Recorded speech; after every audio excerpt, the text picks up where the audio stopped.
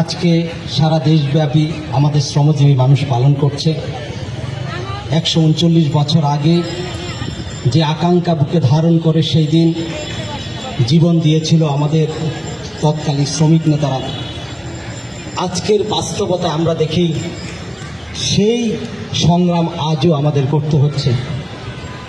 আজও আমাদের 8 ঘন্টা কাজ, 8 ঘন্টা বিশ্রাম, 8 ঘন্টা বিনোদন, আমাদের শ্রমজীবী মানুষের জীবনে বিনোদনটা হারিয়ে গেছে। আজও নিরাপদ কর্ম পরিবেশ আমাদের নেই। আগুনে পুড়ে ভবন ধসে আমাদের শ্রমিকদের নির্মমভাবে মৃত্যুবরণ করতে হয়।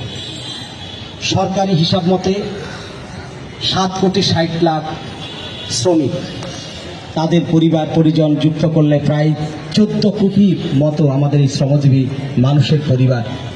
তাদের জীবনটা কি? তাদের জীবনটা ভয়াবহ অন্ধকারের মধ্যে আছে। মানুষের মতো বাঁচার মতো তাদের কোনো জায়গা নেই। ধনী একদিকে 5 ভাগ মানুষ, ওই 95 ভাগ মানুষের উপরে শাসন, শোষণ, নিপীড়ন সব করেই যাচ্ছে।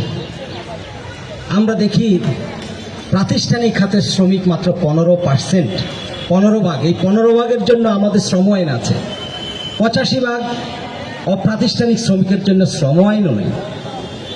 তারপর যে শ্রম আইন আছে, সেই শ্রম আইনেও আমরা দেখি কত ধরনের অসঙ্গতি।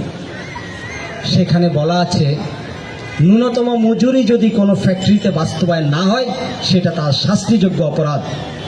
কিন্তু অনেক ফ্যাক্টরিতে এখনো পর্যন্ত, বেশিরভাগ ফ্যাক্টরিতে সর্বশেষ সরকার যে ন্যূনতম মজুরি ঘোষণা করলো তা বাস্তবায়ন হয়নি।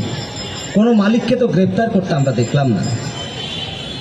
আমরা আইএলও কনভেনশন অনুযায়ী আমরা দেখলাম যে, এবং আমাদের শ্রম আইনও স্বীকৃত, যেটা হলো ফ্যাক্টরিগুলোতে আপনি সেখানে সেই ইউনিয়ন করতে পারবেন। কিন্তু আমরা দেখি প্রায় শিল্প এবং প্রতিষ্ঠান মিলে প্রায় 2 লক্ষের উপরে মাত্র 10,000 ইউনিয়ন আছে। তার মধ্যে কার্যকরী ইউনিয়ন মাত্র 2,000। অবস্থাগুলো কি? আমরা যদি দেখি শ্রম আইনের, আমরা গণতান্ত্রিক শ্রম আইনের কথা বলছি, কিন্তু অগণতান্ত্রিক যে শ্রম আইনের সেটা আমরা দেখেছি 26 নম্বর ধারাতে আমরা দেখেছি যে, অর্থাৎ আপনাকে যদি মালিক মনে করে যে শ্রমিককে আমি ছাঁটাই করে দেব, তাহলে সে নোটিশ পেয়ে দিয়ে তাকে ছাঁটাই করে দিতে পারবে। তাহলে আপনি একটা ফ্যাক্টরিতে যদি ইউনিয়ন করার জন্য আপনি ইউনিয়ন জমা দেন, তাদেরকে তো ছাঁটাই করে দেবে, ইউনিয়ন করবে কীভাবে? 23-4 নম্বর ধারায় আছে, আপনি যদি অসদাচরণ করেন তাহলে আপনি আইন অনুযায়ী যা প্রাপ্য পাওনা আপনি কিছুই পাবেন না। তার মানে আপনার গ্র্যাচুইটি পাবেন না, আপনার যা কিছু আছে কিছুই পাবেন না। এখন আমার বেতন দিচ্ছে 7 তারিখের মধ্যে বেতন দেওয়ার কথা, পুরো মাসেই বেতন দিচ্ছে না। পরের মাসে যখন আসলো, আমি যখন বেতন চাইলাম, আমার সাথে যখন কথা কাটাকাটি হলো, তখন বলল যে আমি অসৎ আচরণ করেছি, সুতরাং আমাকে সকল প্রাপ্য পাওনা থেকে বঞ্চিত করুন। এইরকম আরও প্রচুর আছে, আমি সেটা বলতে চাই না। 8 ঘন্টা কাজের জন্য সেদিন লড়াই করেছিল। শ্রম আইনে আছে 8 ঘন্টা কাজ, এর মধ্যে 2 ঘন্টা ওভার টাইম করতে হবে। ভাবেন তো, আমাদের 12 ঘন্টা, 14 ঘন্টা, 16 ঘন্টা পর্যন্ত অমানসিক আধুনিক দাসের মতো আমাদের শ্রমিকরা কাজ করছে। এগুলো তো আমাদের আছেই, তাহলে কোথায়? আমরা সেই কথা বলছি, এর জন্য লড়াই হচ্ছে। এই লড়াই করাটাও অপরাধ। আমরা যে গণ অভ্যুত্থান, ছাত্র শ্রমিক জনতার যে গণ অভ্যুত্থান হলো, সেখানে শ্রমিকরাই তো জীবন দিল। এই শ্রমিকরা জীবন দিয়ে আমরা নতুন ভাবে যে দেশ আমরা গড়লাম, সেখানে যে সরকার আসলো, তারাও তো সেই মালিক পক্ষের লোক। ফেসিবাদী সরকার যেমনিভাবে শ্রমজীবী মানুষের উপর অত্যাচার করতো, নিপীড়ন করতো, কারাগারে নিক্ষেপ করতো, গুম করতো, হত্যা করতো, একই কাজ তো তারাই করছে। তারা ক্ষমতায় এসেই প্রথম তো শ্রমিকের রক্তে লাল হয়েছে, তাদের হাত রঞ্জিত হয়েছে। শুধু তাই না, আজকে নারায়ণগঞ্জের রূপগঞ্জের রবিন ট্যাক্স একটা ফ্যাক্টরি, সেখানে তাদের শ্রমিকরা ইউনিয়ন করতে চায়, তাদের অপরাধ সেটা। ইউনিয়ন করার জন্য তারা সেটা কমিটি জমা দিয়েছে, এরপর থেকে তাদেরকে লোভ দেখানো হলো, তাতে কাজ হচ্ছে না। ভয়ভীতি দেখানো হলো, তাতেও কাজ হচ্ছে না। তারপরে পরিকল্পিতভাবে সেখানে একটা সংঘাত তৈরি করলো আইন শৃঙ্খলা দায়িত্বে যারা আছেন তাদের সাথে। এই রকম একটা ঘটনা ঘটিয়ে তারপর সে 22 জন শ্রমিককে, প্রস্তাবিত ইউনিয়নের সভাপতি সীমা আক্তার সহ 22 জন শ্রমিককে কারাগারে নিক্ষেপ করলো। এখন পর্যন্ত 8 জন শ্রমিক কারাগারে রয়েছে। যে সভাপতি, প্রস্তাবিত ইউনিয়ন সভাপতি যে সীমা আক্তার, সেই সীমা আক্তার একটা ছোট্ট বাচ্চা আছে, মা মা করে সারাদিন চিৎকার করে, মা কিন্তু কারাগারে। এই রকমেরা অমানবিক। আর সমাজতান্ত্রিক শ্রমিক ফ্রন্টের, গার্মেন্টস শ্রমিক ফ্রন্টের কেন্দ্রীয় কমিটির সাধারণ সম্পাদক, নারায়ণগঞ্জ জেলার সভাপতি এবং বাসব নারায়ণগঞ্জ জেলা কমিটির সদস্য সেলিম মাহমুদ, তার অপরাধ। ওই শ্রমিকদের মুক্তির দাবিতে মিছিল হয়েছিল, সমাবেশ হয়েছিল, আন্দোলন হয়েছিল, সেই আন্দোলনে সে অগ্রভাগে ছিল। সুতরাং তাকে অ্যারেস্ট করতে হবে। তাকে অ্যারেস্ট করছে, আপনারা জানেন যে রাত্রিবেলা তার বাসায় গিয়ে আর্মি, পুলিশ, যৌথ বাহিনী গিয়ে ভেঙে তার বাড়ির দরজায় গেট ভেঙে এবং তার বাচ্চাকে, মাত্র নবম শ্রেণীতে পড়ে তার বাচ্চা, তাকে থাপ্পড় দিয়ে, ঘুষি দিয়ে, সমস্ত মোবাইল টোবাইল নিয়ে গালিগালাজ করে এখান থেকে ধরে নিয়ে যায়। কত নির্মম আচরণ! এটা আমাদের পত্রপত্রিকা কেমন আছে, তেমন আসেও তো না। এইভাবে নির্মম নির্যাতন করলো। আর গত 4 দিন এখন নারায়ণগঞ্জের জেলখানায় আছে। 4 দিন কোনো দর্শনার্থীকে তার সাথে দেখা করতে দিচ্ছে না, কারণ সে খুব ঝুঁকিপূর্ণ একজন কয়েদিও না, সে যে আছে এখন ঝুঁকিপূর্ণ, তার সাথে দেখা করলে বিপদ হতে পারে, জেলখানাও ভাঙতে পারে। সুতরাং তাকে যে 4 দিন ধরে সেখানে করছে না। আবার হুমকি দিচ্ছে। আমাদের জেলার বাসদের সদস্য সচিব তাকে ডেকে নিয়ে হুমকি দিচ্ছে যে আর্মি সম্পর্কে যে আপনারা এই ধরনের কথা বলছেন, যে কোনো সময় আর্মি অ্যাকশানে যেতে পারে। আমাদের নেতারা বলছে অ্যাকশানে যান আপনারা, অসুবিধা নেই, আপনাদের মুখোমুখি আমরা দাঁড়াবো। এই হলো পরিস্থিতি। রিক্সা শ্রমিকরা ঢাকা শহর সহ দেখেন, কোনো ধরনের আপনি এখানে তো তার কোনো ব্যবস্থা করেন নাই, এখানে তো তার কর্মসংস্থান ব্যবস্থা করেন, শুধু একটা রিক্সা নিয়ে এসে আসতে নামছে।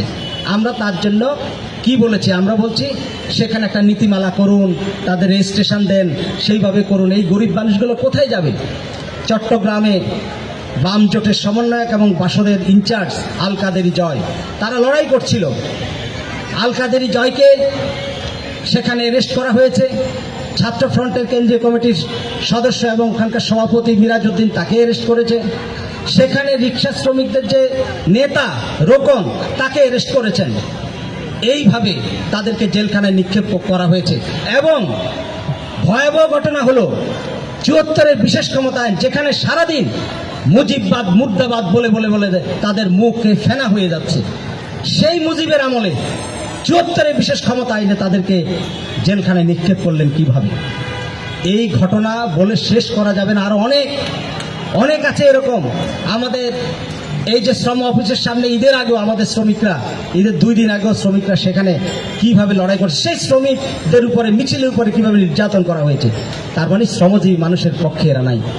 আমি স্পষ্টভাবে বলতে চাই, আমি আমাদের এই সব নেতাদের মুক্তি চাই এবং যাদের উপর নির্যাতন, নিপীড়ন হচ্ছে তার সব বিচার চাই। প্রিয় বন্ধুগণ, আর মে দিবসে বলছি, বর্তমান সরকার আমাদের আকাঙ্ক্ষা, আমাদের যে আকাঙ্ক্ষার বৈষম্যহীন যে ব্যবস্থার আকাঙ্ক্ষা নিয়ে আমরা লড়াই করেছিলাম, সে বৈষম্যহীন ব্যবস্থা আজকে আমরা দেখছি না। তারা নতুন রাজনৈতিক বন্দোবস্তের নামে ওই পুরানো ব্যবস্থাই চালু করেছে। সুতরাং এখানে নতুন কোনো রাজনৈতিক বন্দোবস্ত আমরা দেখছি না। শ্রমজীবী মানুষের পক্ষে, শোষকের বিপক্ষে, শ্রমজীবী মানুষের বিপক্ষে এবং শোষকের পক্ষে তাদের অবস্থান আমরা এটা দেখতে পাচ্ছি। এখানে বলেছে সংস্কৃতির উপর আক্রমণ। কিসের উপর আক্রমণ? না, এতগুলো মাজার ধ্বংস হয়ে গেছে, 100টার উপরে মাজার ধ্বংস হয়ে গেছে, সাংস্কৃতিক আয়োজন বন্ধ করে দিয়েছে, মেয়েদের খেলা বন্ধ করে দিয়েছে, একটার পর একটা ঘটনাগুলো ঘটছে। এই গতকালের একটা ঘটনা আছে ময়মনসিংহে বীক্ষণ, এটা বহু পুরানো, আজকে 30-35 যে আমাদের অনুজিৎ দা মারা গেছেন নারায়ণগঞ্জের, সেই আমাদের রণজিৎ দাসও একসময় এই বীক্ষণটা তৈরি করেছিল। আজকে এত বছর ধরে সেখানে একটা মঞ্চ আছে, সে মঞ্চ ভেঙে দিয়েছে এবং ডিসি তাদেরকে পাত্তাই দিচ্ছে না, কোথায় বলছে না। আমরা জানি এইসব ডিসিরা কারা। এইসব ডিসির একটা বিশেষ মতাদর্শের এদেরকে এখানে, একটা প্রতিক্রিয়াশীল মতাদর্শের এদেরকে এখানে নিয়োগ করা হয়েছে। এই রকম বহু ডিসি আছে এখন, যারা চায় কবিতা বন্ধ হবে, গান বন্ধ হবে, প্রগতিশীল সকল কর্মকাণ্ড বন্ধ হবে। এই বন্ধের জন্য পরিকল্পিতভাবে এইসব কাজ করছে। এর বিরুদ্ধে আমাদের দাঁড়াতে হবে। আমি সরকারের উদ্দেশ্যে স্পষ্টভাবে বলতে চাই যে আয়োজন আপনারা করছেন, যে আকাঙ্ক্ষার বিপরীতে আপনারা কাজটা করছেন, যার জন্য আমরা জীবন দিয়েছি, আমাদের ছাত্ররা জীবন দিয়েছে, আমাদের শ্রমিকরা জীবন দিয়েছে, যে বৈষম্যহীন সমাজের যে চিন্তা, সেখানে আজকে শ্রমজীবী মানুষের উপর আপনি আক্রমণ করছেন, সংস্কৃতির উপর আপনি আক্রমণ করছেন। এই আক্রমণ বাংলাদেশের জনগণ সইবে না। আমরা সাংস্কৃতিক আন্দোলনের পক্ষ থেকে আমরা স্পষ্টভাবে বলতে চাই, যত আন্দোলন, যত আক্রমণ আসুক, জেল আসুক, মামলা আসুক, হামলা আসুক, রাজপথে আমরা থাকবো। আমরা স্পষ্টভাবে বলতে চাই, মামলা হামলা নির্যাতন করে অতীতেও সেখানে প্রগতিশীলদেরকে দমানো যায় নাই, আজকেও দমানো যাবে না। আপনাদের সবাইকে লাল সালাম জানিয়ে আমার কথা এখানে শেষ করছি।